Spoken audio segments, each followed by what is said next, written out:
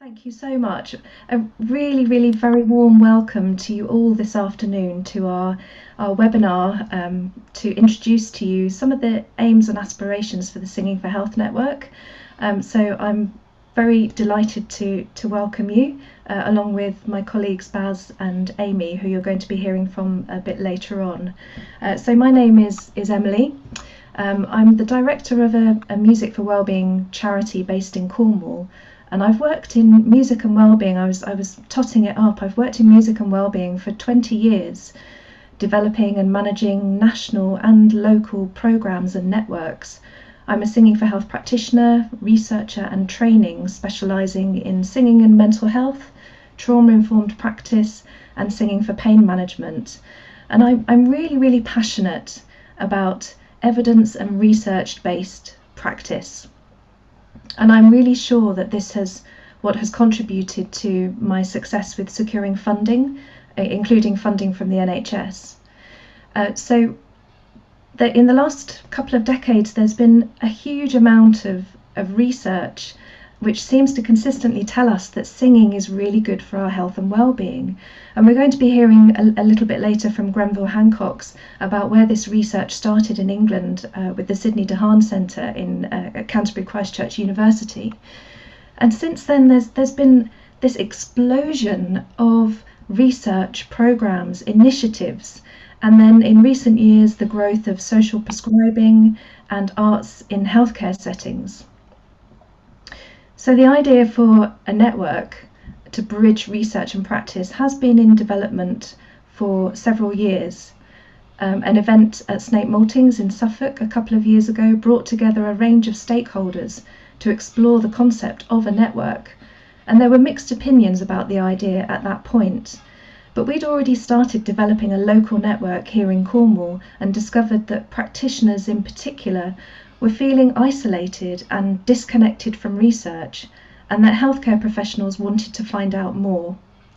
So last year we were successful in securing funding from the lottery to set up the network, and we've spent the last few months collecting content, making connections and conducting a survey.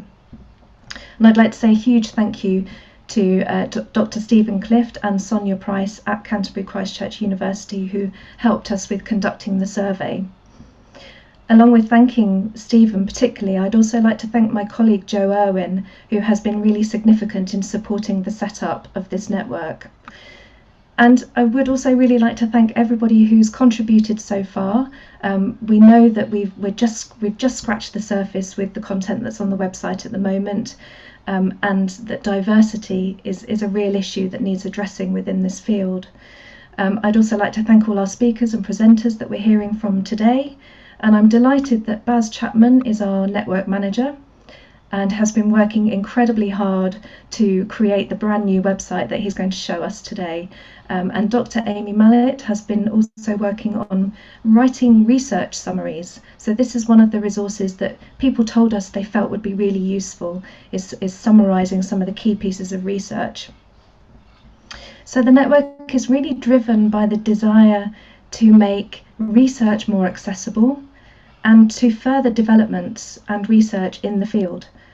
I feel that quite often in research the practitioner voice is missing, and also some of the pedagogical approaches are not necessarily showcased in a research report. So one of our aims is to really help to paint that fuller picture of research, giving a voice to the practitioners as well. So we want to platform emerging researchers, researcher practitioners. We want to provide networking and sharing opportunities and provide activities and resources that are really useful and driven by need and those that are filling gaps. I really do hope that you enjoy the session this afternoon, and I'm going to hand over to Amy, who's going to take over hosting from now on. So thank you very much and do enjoy.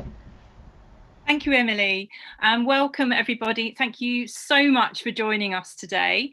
I'd really like to echo Emily's excitement that we are able to begin this journey with you. The Singing for Health Network will be a space in which researchers and practitioners can collaborate to build our knowledge and understanding of how singing can help the world feel better and help us live better lives. Just a little note to start with, we're going to try and be a little bit interactive with you, and whilst the speakers are talking, can I ask you to find another device like a phone and see if you can log on to a website called menti.com. That's MENTI.com. It's a little bit of interactive software so we can get some of your views as we move forward. Brilliant. So that's menti.com, MENTI.com. So in the first part of our event this afternoon, we are thrilled to be in the esteemed company of some fabulous advocates for Singing for Health, who will be briefly sharing their perspectives on this vast topic. So it's my great pleasure to introduce our first presenter, Victoria Hume, who's Director of the Culture, Health and Wellbeing Alliance. Thanks, Victoria. Thanks, Amy. It's such a pleasure to be here. Thanks for asking. This is such an exciting moment. So as Amy said, I'm the Exec Director of the Culture, Health and Wellbeing Alliance, but I'm also a singer and a composer. And like lots of the other people here today, speakers and people attending, I've been involved with singing and health work on and off for but probably more than 20 years, which is slightly alarming. When I was running the arts programme at Royal Brompton and Harefield NHS Foundation Trust back in 2007, we started a new Singing for Breathing group with, sorry, it's raining very hard here suddenly, so my apologies if the background noise is getting in the way. So we started that work with my colleagues Lucy Underhill and Sammy Herden, who's a fantastic singing leader, and then Feeney Cave, who I know a lot of you will know. This was around the same time that Stephen and his colleagues were pressing ahead with all the singing programmes at Canterbury. And it's really one of the things that I'm most proud to have been involved in.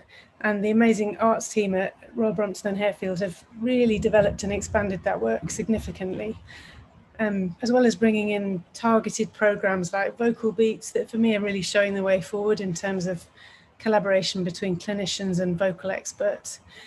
I'm sure a lot of you would agree that that sharing of expertise for a common goal is at the heart of a lot of this work. So when we were starting up that programme, I remember friends laughing uproariously at the idea that singing might be good for lung health. It seemed like such an oxymoron to them. And it's really amazing to be here now with this huge group of people who are all convinced by and communicating the value of this work and more than anything, making it happen under even these incredibly challenging circumstances. So going back to the Alliance for a second, for those of you that don't know us, we're a free to join membership organisation. Please do join us. We've got almost 6,000 members at the moment, which has gone up by 4,000 in 2 years, which gives you a bit of a sense of the levels of interest in this work. And it's great that our membership is there's loads of practitioners, but there's also commissioners, researchers, policymakers. So I think it is reaching people in a way that perhaps we haven't seen in the past. But the other thing it highlights is the need for national organisations like both our own and the Singing for Health network that can represent the interests of our members with funders, with commissioners, with policymakers. We're also very interested in supporting a closer relationship between research and practice, as Emily was saying. And it's really exciting to see the increasing role being played by places like the Centre for Cultural Value in Leeds, as well as brilliant researchers like Daisy Fancourt and Helen Chatterjee, who I expect lots of you know or know about. As a side note, Helen is currently running a large AHRC-funded community COVID study to understand the impacts of creative practice during lockdown. And it's really important that work with voice and singing is part of this. So I'll share the link in the chat in case any of you have the time to engage with that. That would be great. So we're called the Culture, Health and Wellbeing Alliance, and we take that word alliance very seriously. Our vision is a healthy world powered by our creativity and imagination, but we're really an organisation that's driven by the collective power of our members, and our role is to connect, amplify and support their work, your work, to try and transform people's lives. We have regional champions around the country. We work with lots of national organisations, including people like the Arts Council, NHS England, Public Health England, and so on. Really, our job is to make sure that communication is being maintained across all of these different groups. But more than anything, it's about connecting the realities of practice, the practice that you know best, with the structures that we're all trying to work within or against, depending on the situation. To that end, we've been gathering a lot of case studies of work that's been happening during COVID. And I expect some of you here have contributed to that collection. And if you have, we really appreciate it. I know how much time this takes. And I hope we can justify your efforts by making sure that the message gets through to funders and commissioners and to a wider public about all the efforts that have been made to keep supporting the communities you work with. I thought I'd just give you a super quick snapshot of some of these studies. As you will know, lots of organisations have moved their work online. Ex-cathedra in Birmingham Children's Hospital, Singing for Breathing Again, Vocal Beats. In Yorkshire, Verdigris have been doing multi-art form sessions, including singing and breath work with women with long-term health conditions or living with depression or anxiety. In London, Intermission Youth has been bringing together an amazing combination of theatre, rap, singing, spoken word in their work with young people. We also heard from Sing Inside, who work within the criminal justice system and are managing, despite everything, to get songwriting packs and CDs into prisons where people are facing up to 23 hours of isolation every day. And they're working obviously in more extreme circumstances than some of the rest of us, but in a way their case study sums up the challenges and the successes of what has been happening during lockdown. And the team have developed tech and production skills that they didn't have before. They've reached lightning, thunder. They've reached new people, but they're also facing this huge challenge of trying to recreate relational work remotely.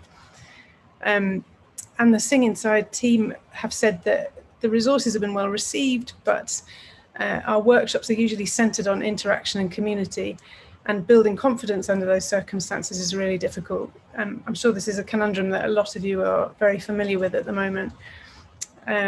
So we're hoping to release a report in a couple of weeks, and I just wanted to share the draft recommendations with you briefly in the hope that this will chime with your work as a network too. And the first recommendation really is to celebrate the work, acknowledge its importance, and learn from the innovation that's happening across the sector, and that's directed very much at funders and policymakers. The second is about supporting freelancers. I don't need to tell you that freelancers are the backbone of this work, and without financial aid for freelancers, we're scuppered. The sector just wouldn't exist. So we feel really strongly that that needs to be addressed urgently. We're calling for increased investment in this work, but also in the partnerships that underpin it. Again, you will all know the time it takes to build partnerships that work in health contexts, and that's often been something that hasn't been acknowledged sufficiently in funding applications.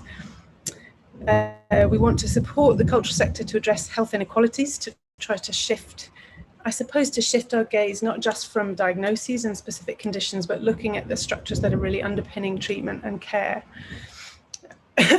We want to support people to work in a digital space or in the blended approach that a lot of people are looking at now, and that includes helping us understand how we can build relational work in those contexts.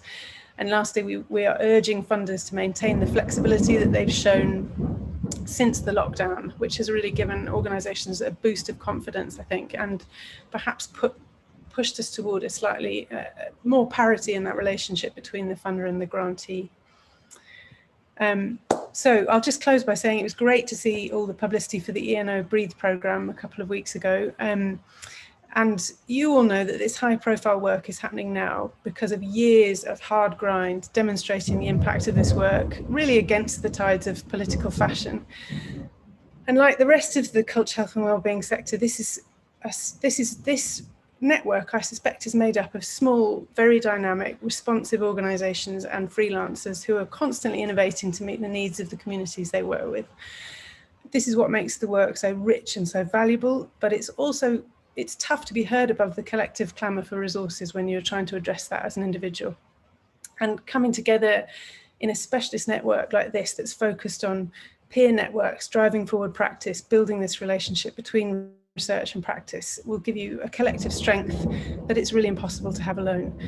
It is slow work to build a network, and a lot of that work is hidden. Its influence can be quite hard to measure, but it is vitally important, and we really look forward to working with you and really being in a relationship of mutual support between the Singing for Health Network and the Culture, Health and Wellbeing Alliance. I know that there's a lot of exciting work we will be able to do together.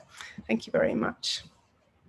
Thank you so much, Victoria. Thank you for battling with the thunder in a Sorry, I hope it wasn't loud. That's not something you prepare for.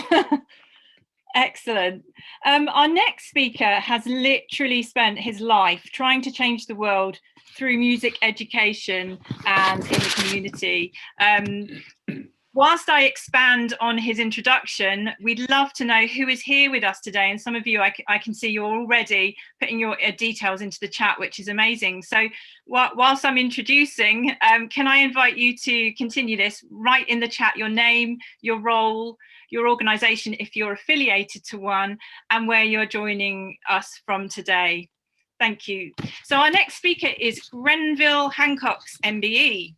Grenville has been a performer, conductor, school teacher, teacher trainer, head of university music department, the first professor of music to be appointed in a Kent university, and co-founder and director of the Sydney DeHaan Research Centre for Arts and Health.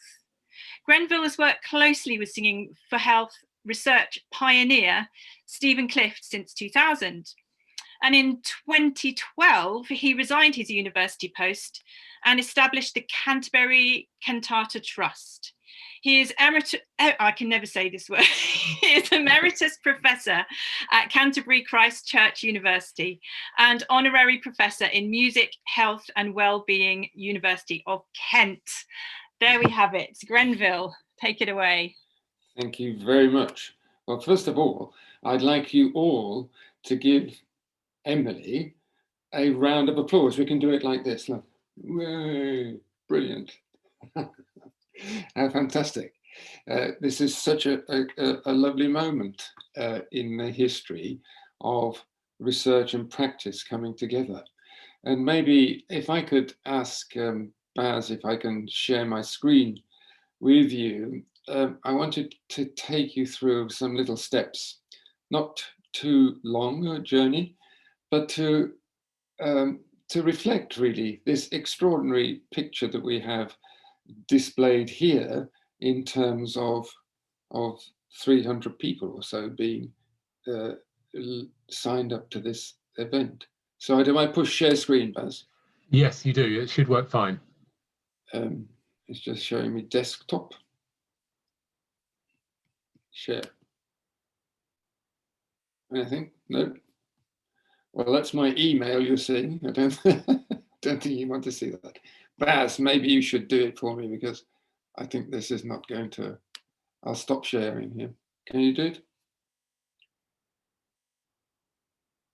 Just give me 2 seconds. Thank you very much. So when we start to see this little PowerPoint, thank you very much, presentation, it's really a paean of praise for my dear friend Stephen Clift, because I think we are, as I'll refer later on, in the sense that we're building upon the shoulders of giants, and Stephen is a giant and has been a giant. And what's very interesting is I think that we demonstrated when we joined the same institution 2 paths of engagement that was in an academic institution. One was research, essentially, and one was practice. So my work was concerned with developing a music department, and part of that music department's development was about, and as has always been in my life, a sense of reaching out to the community. And the best way to reach out to the community was to have a large community choir, unauditioned, a mixture of students and community. And Stephen used to come along to this choir, and we got to know each other pretty well. I was really impressed by the research that he was doing on AIDS and tourism, health tourism, in his role as a senior lecturer then in public health. And so we had conversations, and he suggested that we do some research together. So right from the outset, we were actually engaged in research and practice coming together. So you know what, networking, then you know it makes sense. We networked from the outset, and we started to develop links. Okay, if we go to the next phrase, So I think that we've got three elements there of a successful networking association and organization. Is about cooperation, collaboration, and creation. So if, Emily, your organization achieves those three things, then it'll be a great help and great benefit to the sector, this growing sector. Thank you. Next. So from the outset, we were driven by the definition that the World Health Organization puts upon health, gives to health, because it's a healthier state of complete physical, mental, and social well-being, and not merely the absence of disease or infirmity. That's really important. And for a long time, I think, the sector, especially the health sector, has actually ignored that a little bit. We've actually sort of been marginalized, so that the overall picture of what constitutes a healthy society has not been seized by politicians. There's been very little joined up thinking in the history of our wonderful system. I mean, we take it for granted that it's as marvelous as it is, but there's not too many examples of absolute joined up thinking that have subscribed to that definition. So here we go. We're next. The background then for the work that we embarked upon was this, and we came together, and based upon the observations that we were making with this choral society, we did a piece of work directed by Stephen, I must say, right? Stephen has always been the lead in all this activity. Directed by Stephen, we tried to find out what was happening when people were singing together. And we were able to identify these 6 elements. Let's just have a look at them. 6 dimensions then. So we identified benefits for breathing and posture, social benefits, spiritual benefits, emotional benefits, benefits for the heart and immune system, and benefits for well-being and relaxation. Those all came out of this 90+ study of people. And I remember one particular comment, and I still can picture the lady who made it. She said, you can die from a broken heart. And sometimes we use words and about health that we don't quite sort of understand where it all comes from. What does that mean? So when we sing, we're actually using emotions and elements of ourselves that impact upon every aspect of being human. So those are the 6 areas that we defined. And this publication, and Stephen still sends me every time a citing is made against this. It's good to know that 20 years on, exactly 20 years this year, then that paper still has use for somebody or other. So let's then go on to the next one. So that presented a springboard, and we were very fortunate through other work that I was doing to meet Roger de Haan. And Roger de Haan, who was the son of Sidney de Haan, was at that time the chief executive of Saga. And Saga, based in Folkestone, where I was doing a lot of work, where I became one of the trustees of the Creative Foundation in Folkestone. I suggested to Stephen that we approach him to see if he would pump prime an idea of just looking at the impact of singing, because his father, Sidney, had enjoyed being involved in music, and he died with dementia.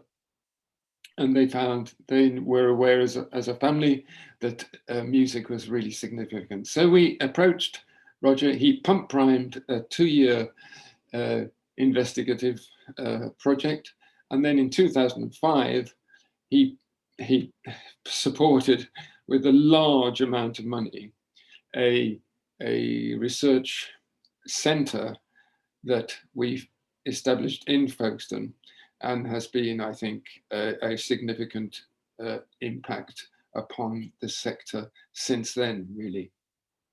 So, named in memory of Sydney, supported by Roger de Haan Charitable Trust. Thank you.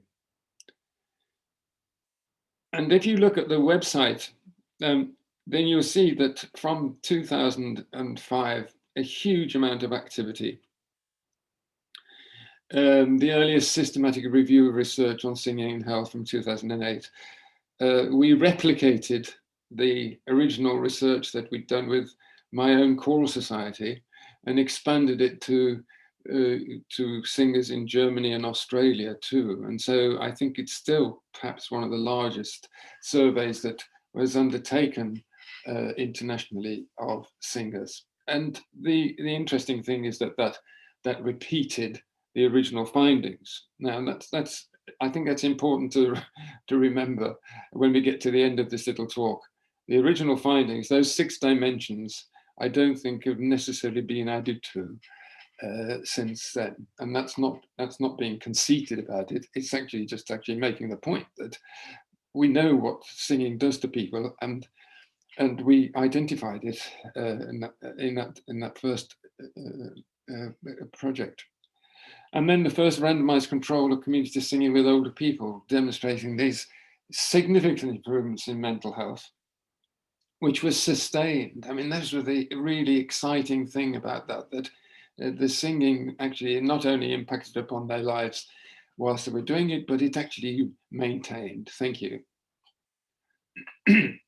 Second lot of achievements, setting up a community of singing groups for participants, establishing and evaluating a network of these community singing groups.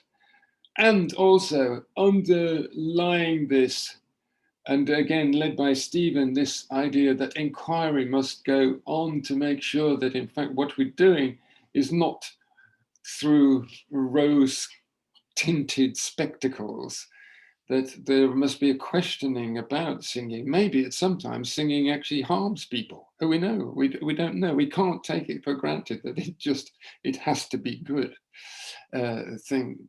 And the next, please. And then in 2017, one of the things that we were able to do was actually, not we were able to do, I'd gone by then, but from the centre. But in 2017, the centre actually reached out to charities like mine in terms of setting up international network of partners to establish the promotion of new singing groups, but especially with people with Parkinson's. Thank you. The publications that have come out of the Sydney de Haan are quite remarkable. And again, you know, another achievement of Stephen's was this publication, Arts and Health, from 2009, which has a very significant editorial board and contributes enormously to the sector of bringing together people who are practicing and researching. Thank you.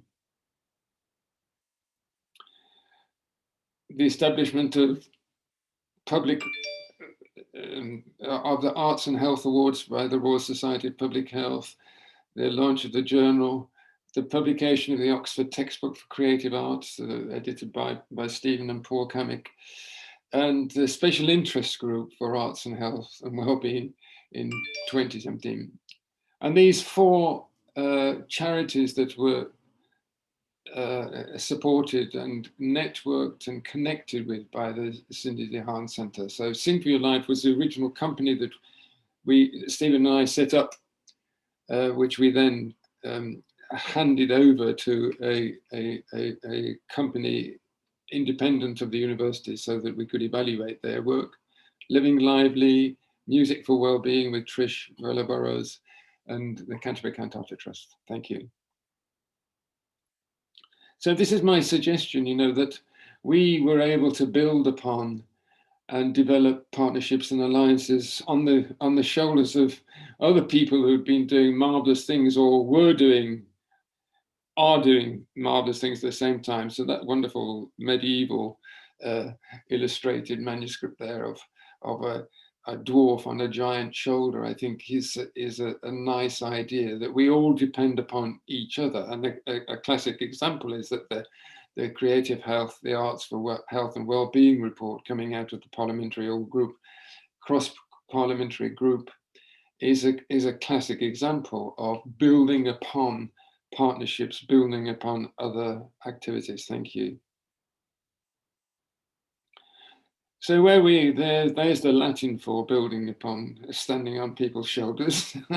I think you need a bit of Latin, don't you, in a presentation? Agnos gigantum humoris incident. Wonderful. Yeah. Anyway, discovering truth by building on previous discoveries. That's what we want to do. Why not? And so here, I like this idea, you know, that the increasing amount of practice, we're practitioners, will do that. It will allow us to have an increasing amount of research. So the opening statements by Emily and Victoria just made that point. We're dependent upon huge numbers of people practicing, which then can be the basis for research. Thank you. So my own charity and my own organization has as its strapline then caring through singing. And I think that for me is a very special concept, that when we sing, we actually demonstrate to people who are listening to us that we care for them, and them by listening to us when we sing, regardless of the audience, is actually demonstrate a care for us. So this, just using sound as this marvelous way of actually demonstrating care for each other. It's no surprise then historically that, you know, the history of music is actually peppered with examples of caring music, the berceuse, the lullaby, that idea of literally embracing and holding onto something that's precious is actually encapsulated by the use of song in that way. And part of the the trust is this sing to beat element, which includes sing to beat Parkinson's, but now actually can go on to sing to beat COVID, sing to beat MS, whatever you want to beat, we can sing. We can sing it. So that's where we are. That's our trust. Thank you. Next. Is there a next? Yeah. Oh, thank you. So that's where we are at present, and the future. I think we need more practice, more partnerships, more alliances, more education and training, more qualification and recognition. The whole area of practice in terms of freelancing, I think we need some way of actually having it certificated, given value, given credence, of having a relative pay engaged with qualification and so forth. And opposite that then is we need research, we need more research partnerships, we need closer liaison with medics. And I'll come back to that in a minute, just very quickly. And we want to engage with medical humanities. We've got lots of opportunities now, new medical schools.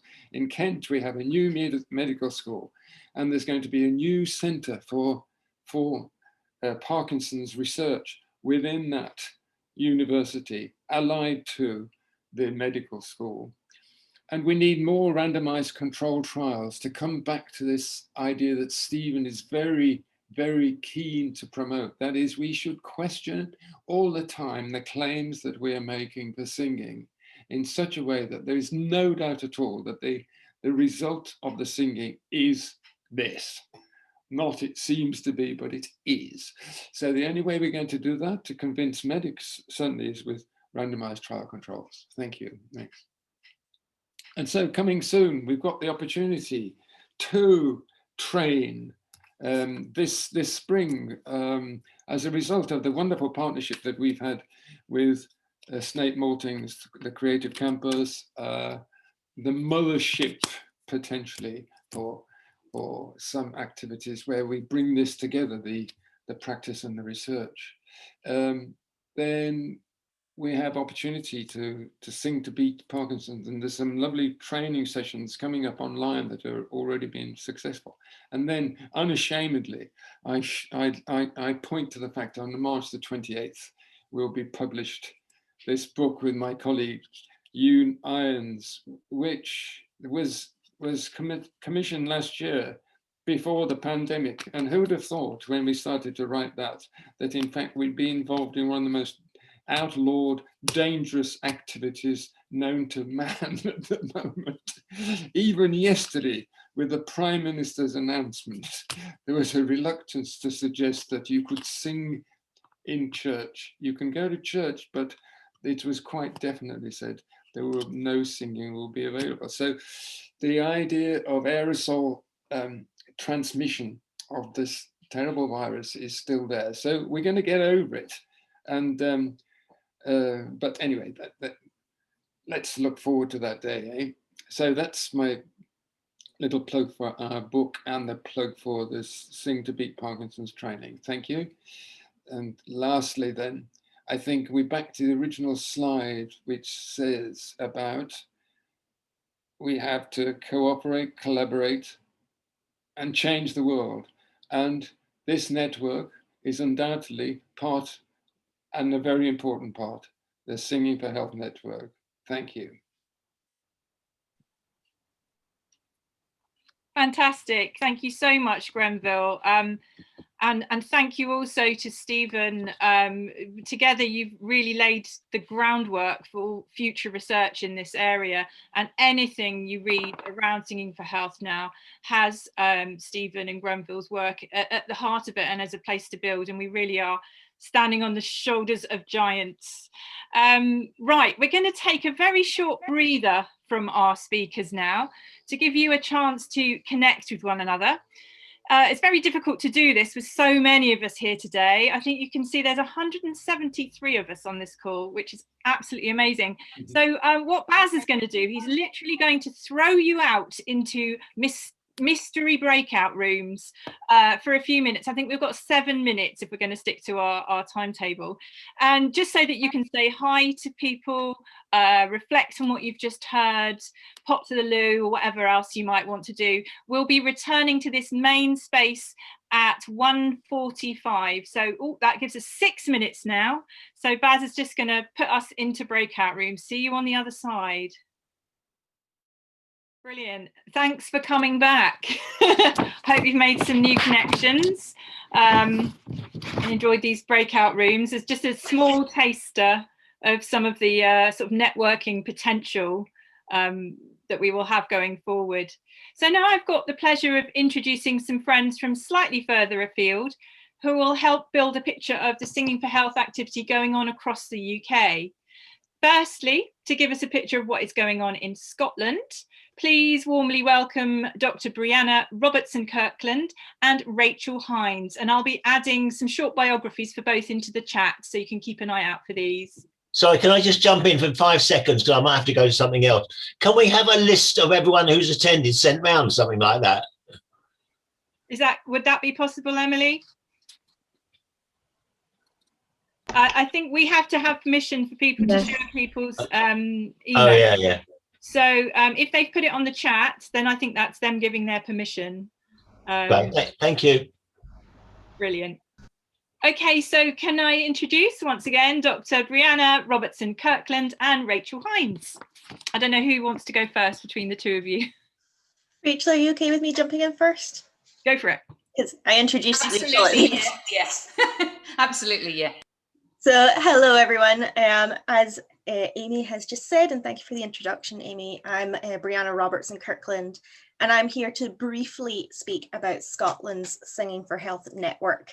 So we have been awarded a 2-year networking grant from the Royal Society of Edinburgh to establish Scotland's Singing for Health network and to deliver a number of activities that will help make some of the issues relevant to singing and health more visible. My co-investigator on the project is Lisbeth Tipp from the University of Edinburgh, and our research assistant is Sophie Boyd, who's based at the University of Glasgow. And I myself am based at the Royal Conservatoire of Scotland. So we're uniting together 3 different institutions. We might be aware that health is a devolved issue, and we felt it was important to establish a Scottish-centred network to map singing for health groups and activities in Scotland. We also want to disseminate singing for health research to both health and music practitioners and provide peer support for practitioners working in the area of singing and health. And while our funded activities do not begin until later on this year, so it's late March 2021 is when they start, the Royal Society of Edinburgh grant will allow us to bring together a steering group consisting of health practitioners, policymakers, researchers, and singing practitioners who will be able to guide some of the work that we plan to do over the next 2 years. We also plan to map all of the Singing for Health groups in Scotland and make it an open access online resource so people can find groups in their area. And we're going to record 2 podcast series where practitioners and researchers can discuss current issues around research and practice.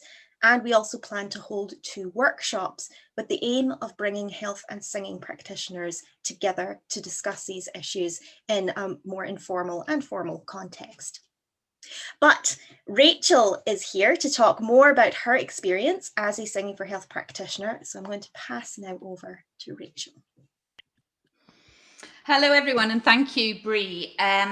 My name's Rachel Hines. I'm a professional opera singer of 23 years experience, and I've been working in Singing for Health for about 5 or 6 years. Within that time, I made the decision to explore more of that work. Now we're in a pandemic. I'm really glad that I built up this portfolio of work. Before then, I still combine singing. I use my practice to inform my Singing for Lung Health practice in particular. So my Singing for Health work initially started through some work I did on a dementia opera, and subsequently I got a job with a mental health charity called Commonweal, who are based at Naval Hospital in Glasgow. So I initially lived in Glasgow. I now live on the west coast of Scotland, down in South Ayrshire. So my work travels around Ayrshire and Glasgow. So Commonweal really ignited a real old interest in collaborative art and arts and health. And through my work with Commonweal, which has grown from 1 session in a hospital ward to now solely facilitating sessions throughout the scale of dementia, from assessment right through to advanced dementia, both in hospital and care home settings, I decided to explore more of this work, and I discovered the British Lung Foundation was doing some training for Singing for Lung Health, and I met Feeney, which opened a whole load of doors. I'm sure you all appreciate those who've worked with Feeney. And at the same time, as I was training with Feeney, an opportunity came up in Ayr to facilitate a Singing for Lung Health group. So I was able to train and put into practice my work at the same time, which was scary, but really, really fulfilling. And I've since diversified with that group to create a constituted group called Dare to Sing. I have done further training with Grenville and Nicola in singing Sing to Beat in Parkinson's. And I now run 4 Singing for Lung Health groups, 1 Parkinson's group, and 2 Singing for Wellbeing groups. And actually, 2 of those groups have come about through the pandemic. So through the opportunity that we don't normally get because we're busy driving, traveling around the country as sole practitioners to facilitate our work, I've been able to meet Emily. Emily was someone I knew through a Facebook Singing for Lung Health group as a name, but you know, the fact that she lives in Cornwall and I live in Scotland, but through online chat and training, we've been able to connect. Brianna was involved, she's involved in Spheres for Singing, and they did an online singing conference in May. It was originally going to be face-to-face and it transferred online. I'd agreed to facilitate a workshop for Singing for Parkinson's. And so I had to come out of my comfort zone and take it online, but it was the best way for me to connect. I would much rather sing to 300 people than talk. So I'm really a practitioner, but you know, the need for us to collaborate as practitioners, researchers, and both in the music world and the health world, I think this pandemic has really highlighted that need. And also this online world has facilitated that need, and we can all come together. And it was after the Spheres for Singing conference that a few of us talked about the need for a network. Emily's network was already further down the line, and the Scottish Health Network, Singing for Health Network, is really important, as Bree said, because of the devolved nature of health in Scotland. And I think we want to forge links both with Emily's network and with Wales and Ireland and further afield. But I think as freelancers, certainly from my perspective as a practitioner, I want to, as Grenville says, cooperate, collaborate and create, but I don't research. It's not my field, and researchers don't necessarily practice. So I think by working together, we can create this world and take it to the medical world who still don't quite trust in what we do. And that's it, I think. Thank you for having me. Thanks, Rachel. That's amazing. And thank you, Brianna. It's really great to hear some more perspectives there. And we're getting a really kind of a wide view of the amazing work that's going on. And now to tell us about her work in Ireland, I have the great pleasure of introducing Dr. Hilary Moss, who's Senior Lecturer at the University of Limerick and the Course Director of the MA in Musical Therapy in Ireland.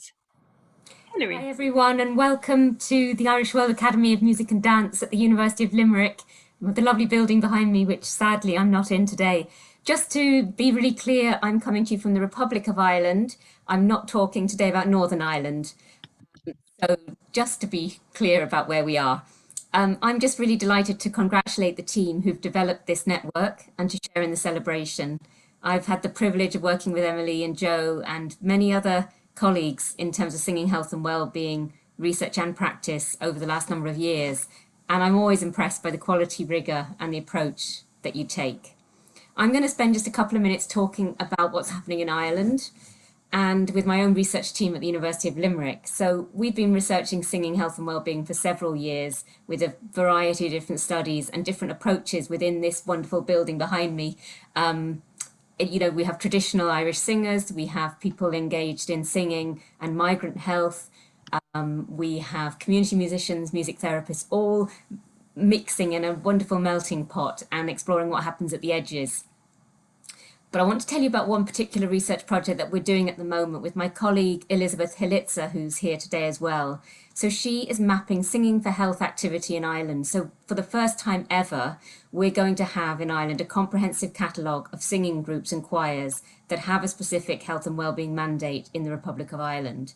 So we're launching this on the 14th of April, and I have put in the chat, I don't think you'll be able to find it amongst the hundreds of chat messages, but there is a link to an event on singing and social inclusion where we'll be launching that event, launching the map, sorry. And of course, look at this singing for Health Network for more information on it, because I'm sure it will be there as well. And we'll know now where the choirs and singing groups are, who they're for, where service provision is missing, where singing on social prescription is in action. And so far, over 160 singing groups in Ireland have responded. So it's exciting work, and I think it's for us, it steps towards a potential network, because we are beginning to talk to each other, to share information, to see where maybe some of the more experienced singing directors and choir facilitators are working, and to share our knowledge. So I'm really excited to explore with the Singing for Health Network in England how we might work together and share resources and become part of one network, and hopefully that this network may become an international network across the UK, Ireland and further afield. I think we have so many resources to share. We have similar issues, we have similar research questions, we have similar concerns, and it makes a network like this crucial. But I think the other thing that's very exciting about this network, when you look at the website, is the combination in one place of research and practice. So I'm a practitioner, I'm a musician, a music therapist, a choir member myself, and I set up a workplace choir in a hospital where I was working in Dublin. And I know that we need each other. So researchers like myself need to have our feet firmly on the ground of practice to ensure that our work is relevant and useful. And practitioners need to be able to access high quality resources, training, and latest research in order to deliver high quality sessions. So I'm a firm believer in international collaboration and definitely not reinventing the wheel. So with my colleagues in the University of Limerick and my many wonderful singing colleagues in Ireland and in the UK, I'm really excited to be celebrating with you today to welcome this network and the opportunities for training, learning, networking, sharing and evidence building that it represents. And I wish the team all the very best in this initiative. Thank you so much, Hilary. It's so great to hear about all the wonderful works going on everywhere. Now we've been sitting staring at our screens for an hour now. So can I invite you all to take a moment to glance out of the window away from the screen, have a bit of a deep breath, have a bit of a wiggle on your chair, recenter yourself. Excellent, maybe a bit of a stretch. Fantastic. And before we move on to our next speaker, who has some very exciting news to share about some potential funding for research, I'd like to welcome Dave Camlin, who is going to lead us in a little vocal exercise. Dave, are you there? I'm here, yes. Hello, can everybody hear me? Grand. Do I need to pin myself or anything? Is it fine? Can you see me okay? So this is just literally 2 minutes just to kind of do something different with our bodies. And anything that I suggest that we might do, don't feel you need to do. If you're in the place for wanting to do this at the minute, great. If you're not, don't worry about it. If you're comfortable with your camera on, leave it on. If you don't want to leave it on, turn it off. That's absolutely fine. If there's anything that kind of suggest in any of what we're about to do that your body or your voice doesn't feel like it wants to do, don't do it. Adapt the instructions, do something different, do what your body needs, just to kind of shake up the energy a little bit. So maybe I'm going to stand up actually. If you want to stand up, please do. You can do this sitting down as well. But because we've been using our bodies for thinking probably a lot over the last hour, let's just get rid of some of the thoughts that we've been having. Just give everything a little bit of a shake actually.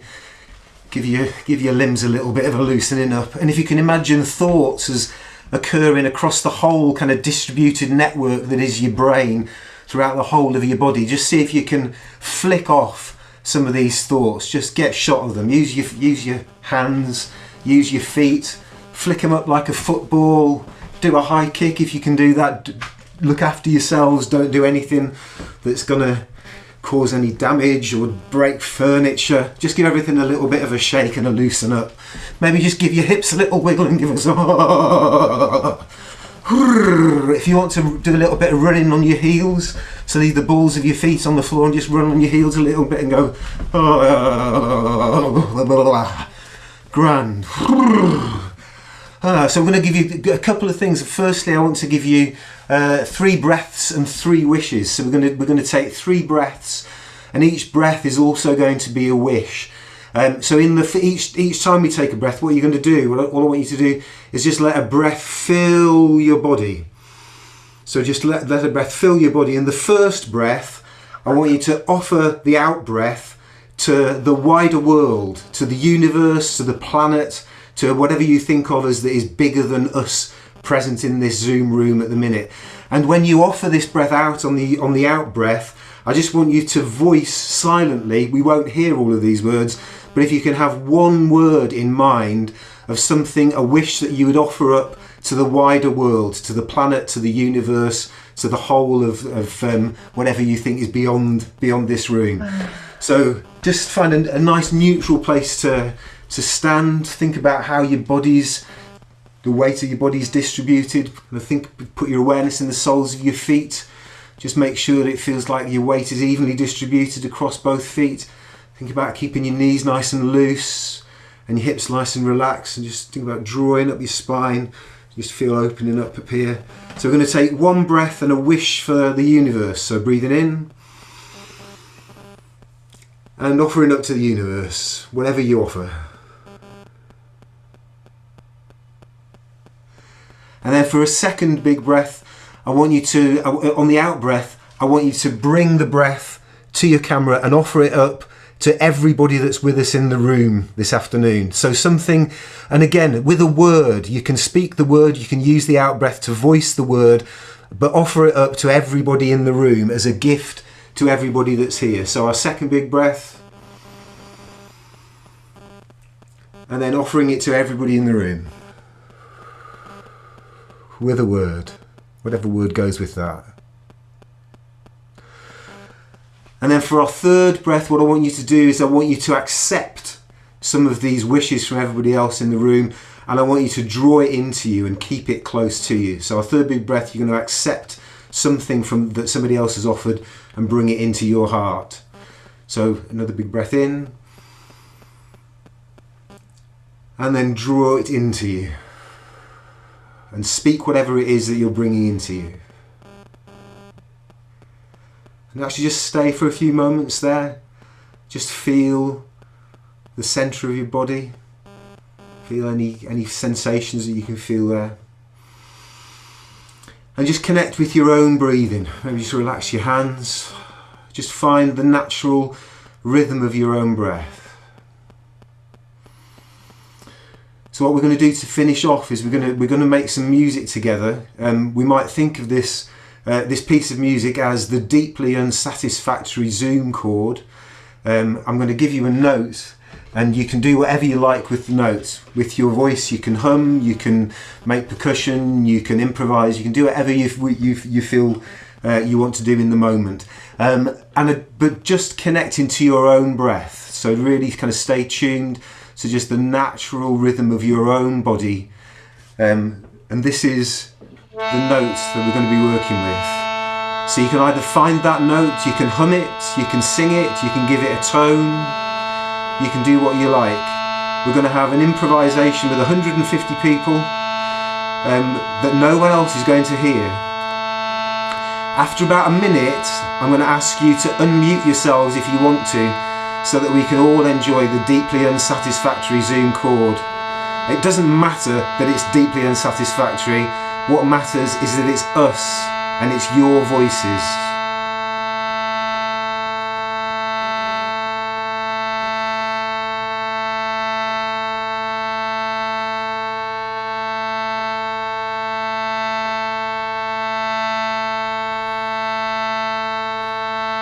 So if you'd like to unmute, please do.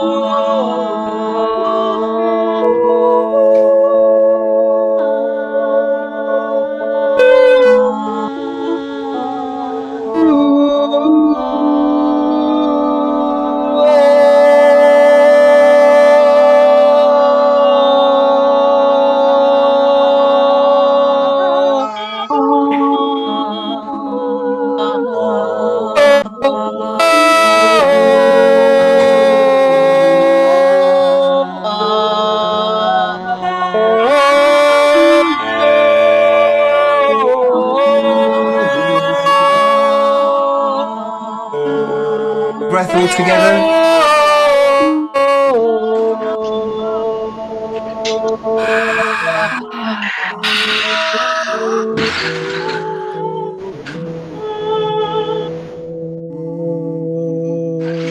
Wonderful. Thank you, Dave. We'll give you a little round of applause. If I can just ask everyone to mute again, it's not personal. I did notice quite a few people leave our conversation at that point, but I'm sure it was nothing to do with our wonderful chord, which was tremendous.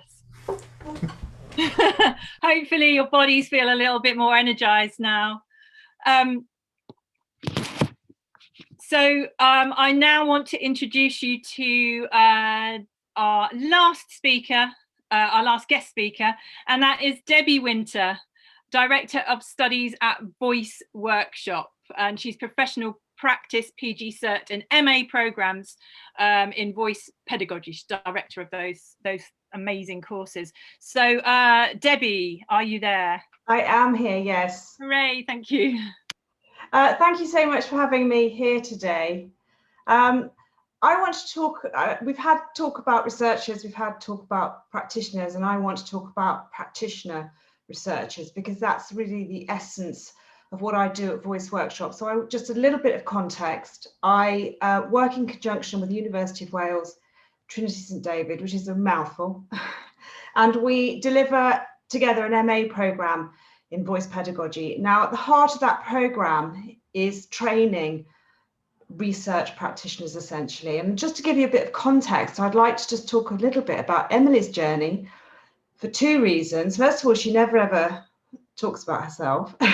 She has done so much incredible work. So I'm going to enjoy celebrating some of the work that she's done with us at Voice Workshop. So I was able to give Emily a bursary, and with that bursary, she blew us away really, because what she did was, as far as I can see, was involved in sort of pioneering, obviously, this network. That's why we're sat here today.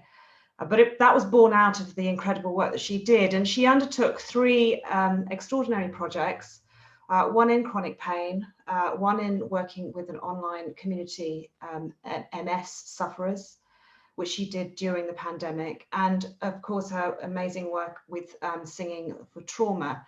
And what we realized, what I realized in this program was more than I ever anticipated when we went live with this program, was that actually when you tool up practitioners, my goodness, the research that they generate is extraordinary. And she worked in conjunction with other multidisciplinary practitioners and researchers and the NHS to bring together this collective body of work, which I do believe she's now gone on to publish or is about to publish, and well deserved too.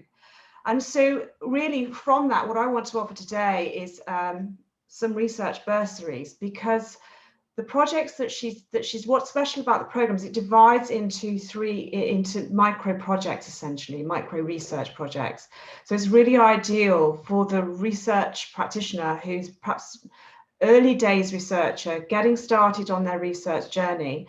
And they can study sort of different areas on a small scale and actually make quite a high level impact, which was what was very clear with Emily's project, was that she, during those projects, had transformed lives and had touched people's hearts and souls, which is obviously very much about what this work is about. So it's a real pleasure to be able to offer research bursaries. I haven't even thought about how many. I think that's going to be dependent on how many applications and how many we can afford to fund. So it is for a postgraduate level and beyond. So we are asking that you have a postgraduate degree, just simply because you're going to be working with research methods, and it is quite a complex process. So we're asking for sort of early stage researchers. So anybody with a postgraduate qualification onwards is very welcome to apply. You will be given a credit transcript. So you will receive a credit transcript with 60 credits on it. It is level 7, so it's postgraduate level. What that gives you is access to the ethics board. And once you have access to an ethics board, you can take that work you see and get it published. And that, I think, is possibly where its power lies, in that it's very hard if you're doing independent research on your own outside university, and you want to take that work to get it published and onto the next level. It's very difficult to do it without having an ethics board approval. So that's what we're offering. So we're offering a 60 credit project. It's an 8-month project is the timeline. You will be marked and assessed just as you would any other research project. You'll receive your credit transcript at the end. That is transferable onto another pathway should you wish to, or you can just have it as the work really that will probably stand alone. The closing date for that is on the 1st of September. And if you go onto my website, which I'll put a link in the chat box in a moment now, you can access all the details on there and all the guidance. And we've also issued a proposal template as well. So please do take a look, and I'll look forward to seeing some applications. Thank you very much. Lovely, thank you, Debbie. And the website address, Emily's just put that into the chat. So if you do want to go and have a look for some more details, that's the place to go. Thank you to all our speakers today. It's been amazing. And before we finish the event, obviously we want to do a little bit of what we came here for, which is to showcase to you our new website. And I also wanted to stress that the launch of the network today is very much the beginning of a consultation between all of us, the start of a process to shape a network that is fit for purpose and meets all our needs. Because we know we want the primary aim of the network to be to connect research and practice in singing for health, but exactly how we do this is still very much up for grabs. And we want to do this in a way that is useful to you. And there's many ways that you can be part of this conversation. I'm going to try and use a little bit of technology here to be interactive with you. Right at the beginning, I suggested if you've got another device that you find the menti.com website. And this is the moment. So it's if you go to menti.com and enter a code, which is 9799940. I'm just going to put that in the chat. That's for everybody. And I'm going to share my screen and just hope that this works.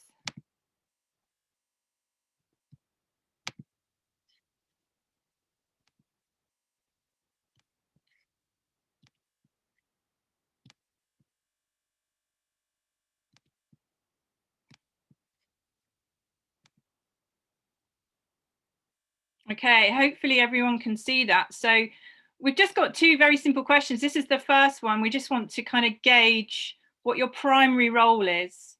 So practitioner, a researcher, or other. And if you can input, I think other people had done this already before we showed the slides. So thank you so much. Just to give us an idea of who we're talking to today. That's amazing. I'm so pleased when these things work. Woo!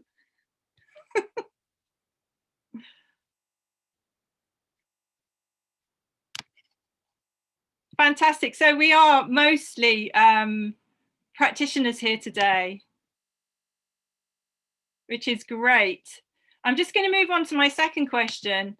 And this is a bit more of an open question. It supposedly is going to create a word cloud for us. And it's very simply, what do you want this network to do for you? You can be very selfish about this. If you want to meet somebody to do some research with, or you want some money, or there's something that you really want to find out a bit more about in terms of research, pop the answers in, and hopefully it should create, oh, it's working.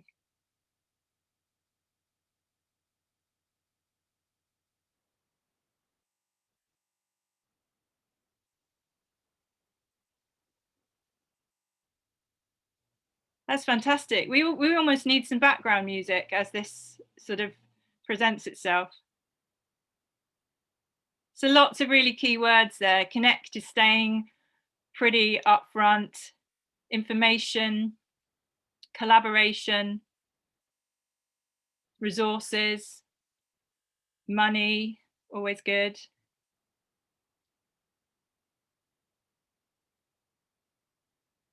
Fantastic. And what we'll be doing as we develop the website and a range of events and activities is we'll be asking you exactly what you need and helping and asking you to join in that process. So thank you so much.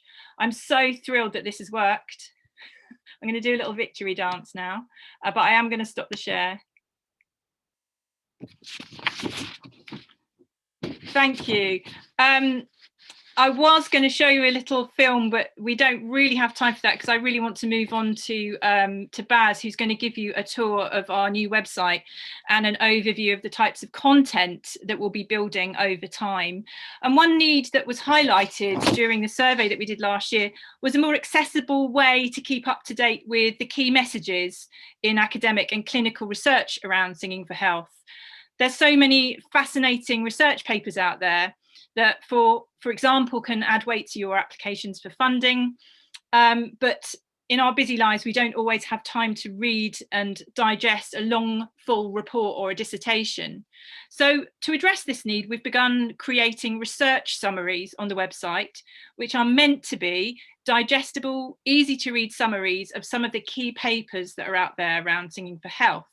They're produced to be impartial and factual, with the caveat that should the topic interest you, we would always recommend that you read the full paper. They are very much just summaries with headline information. So again, we'll be really grateful for your views on these summaries if you do get a chance to look at some of them, and also for your suggestions on different topics and areas of interest. So once again, everyone's using the chat brilliantly. So if you could pop your ideas into the chat, we'd love to see them and hear them. So that's it from me, and I'm going to pass you over now to Baz, who's been working hard over many months to bring you the Singing for Health Network website. Ta-da! Thank you, Amy, and hello everyone. I'm just going to share my screen with you now. This is the site. I'm not going to take you through page by page because you're able to go and have an explore yourselves, but just to let you know, if you'd like to find out more about the survey that we did about what you wanted from the network and Amy's film, if you go to the About page down at the bottom here, there's a section in the blue box which gives you the results of that survey. So feel free to have a look around there. I'm going to draw your attention to the resources because this is the main online offer as part of membership and this idea of bridging research and practice that we have. We have already published about 25 research summaries and articles across a whole range of things. And we will just be continuing to grow this, so it will become huge. And so for that reason, we've put in some search functions as well. So for example, if you want to see what's going on in the Republic of Ireland, there's a couple of articles there. If you want to find out about research in community settings, these are here. And the research summaries are clearly labeled as so, and if you click, you then go through to the article and you have all of the various links. If we wanted to have a look at practice in relation to the effects of COVID, lots of articles here that refer to it. So again, you can go in and have a look at those. So hopefully it's relatively straightforward to use. There are also separate research and practice pages. Really, we've just kind of pre-filtered them. So you would get the same kind of results on those pages, but they're just filtered to research and practice. This signposting page will become, I think, ever more important as a way to connect you with all of the opportunities that are around, particularly at a national and international level. So there are training opportunities that we list, and then some of the key partner organizations in this work. The only other thing I was just going to show you was the members area. When you sign up as a member, this is the page that we recommend you keep as your sort of landing page, and you can tell us what you're up to. We're always on the lookout for things that we can feature. Also, you can find out who else is in your network and look up their profile and that kind of thing. And there's a social media feed as well.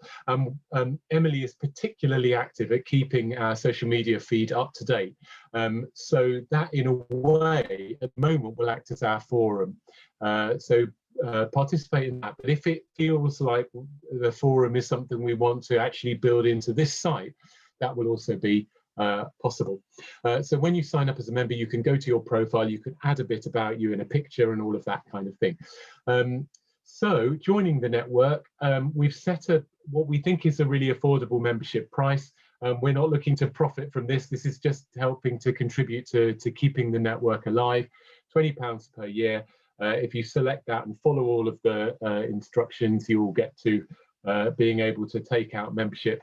And we'll be able to access the members area, all of the articles, any other particular events that we bring along. So there's plenty to get started with.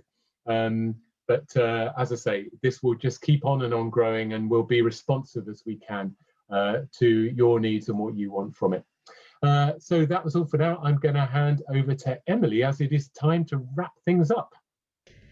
Thank you so much, Baz. I know that several people have already joined, but I just wanted to highlight that on the website we've got a couple of examples now where Amy's written the research summary, and then we've also got an article from the practitioner from that research, Dave Camlin being an example of that, which is fantastic. And that's exactly what we want to start seeing, is being able to give a fuller picture of the research.